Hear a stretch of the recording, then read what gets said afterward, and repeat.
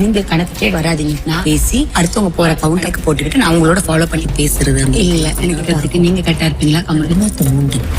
நண்பர்கள் அனைவருக்கும் வணக்கம். இன்னைக்கான 3வது ப்ரோமோ ரிலீஸ் ஆயிருச்சு. இந்த 3வது ப்ரோமோல என்னெல்லாம் நடந்திருக்கு அப்படின்றத பத்தி தான் இந்த வீடியோல நம்ம டிஸ்கஸ் பண்ண போறோம். அதுக்கு முன்னாடி இந்த வீடியோக்கு ஒரு லைக் போடுங்க. ரெக்வெஸ்டா தான் இந்த விஷயத்தை கேட்கிறேன். நீங்க லைக் போட்டீங்கன்னா இந்த வீடியோ புஷ் ஆவறதுக்கு ஹெல்ப்ஃபுல்லா இருக்கும். அதனால தயவு செஞ்சு லைக் போடாதவங்க ஒரு லைக் போட்டு கண்டினியூ பண்ணுங்க. இன்னும் சப்ஸ்கிரைப் பண்ணாம இருக்கீங்கன்னா நம்ம சேனலை சப்ஸ்கிரைப் பண்ணிக்கோங்க. ஆக்சுவலா லைவ் எல்லாம் பார்க்காம நீங்க இந்த ப்ரோமோவை மட்டும் பாத்தீங்கன்னா தலையும் புரியாது வாழும் புரியாது. எதுக்காக இப்ப பார்வதியும் கனியும் டிஸ்கஸ் பண்றாங்க, ஆதிரை கிட்ட என்ன சொல்றாங்க, இதெல்லாம் ரொம்ப குழப்பமா இருக்கும்.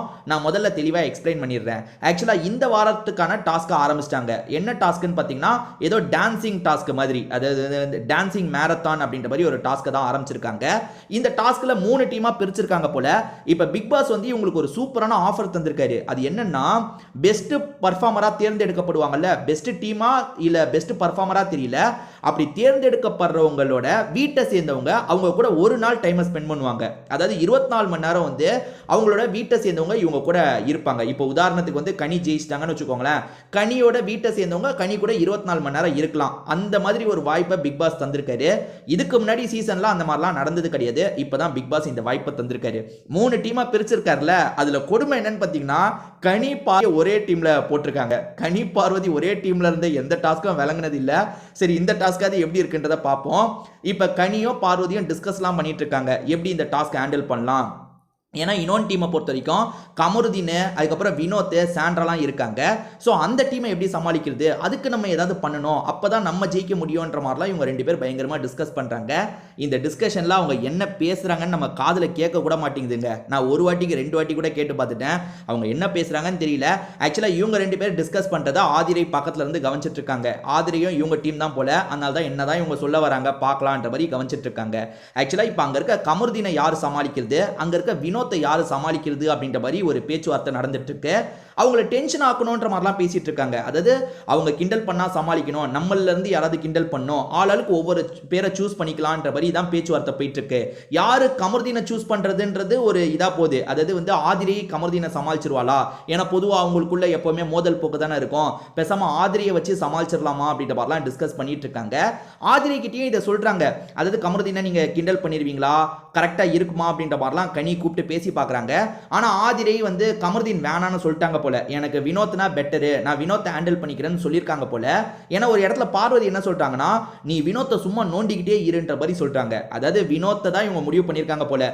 2 டீம் 3 டீமா பிரிச்சிருக்காங்க. 2 டீம் கூட கிடையாது, 3 டீமா பிரிச்சிருக்காங்க. அதாவது மாற்றி மாற்றி அவங்கள டிஸ்டர்ப் பண்ணணும் போல, அவங்க கான்சன்ட்ரேஷனை கெடுக்கணும் போல, அதுதான் கேமோட கான்செப்ட். அதே மாதிரி வந்து டான்ஸ் பண்ணுறதுக்கு ஏற்ற மாதிரி செட்டப் எல்லாம் அமைச்சிட்டாங்க. லைவ்ல பார்த்துருந்தீங்கன்னா தெரிஞ்சிருக்கும். வெளியே இந்த பிக் பாஸ் வீட்டுக்கு வெளியே ஐயோ மழை வேற பெய்யுதுங்க.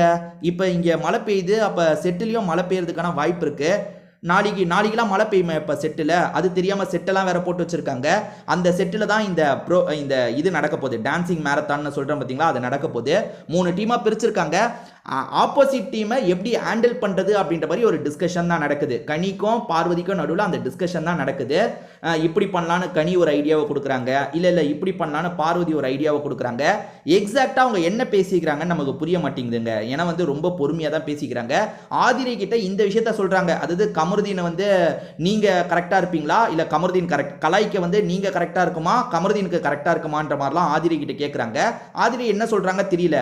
ஆனால் அடுத்தது பார்வதி இருக்காங்கல்ல, நீ வினோத்தை மட்டும் நல்லா வந்து நோண்டிக்கிட்டே இரு, அது போதும்ன்ற மாதிரி சொல்றாங்க.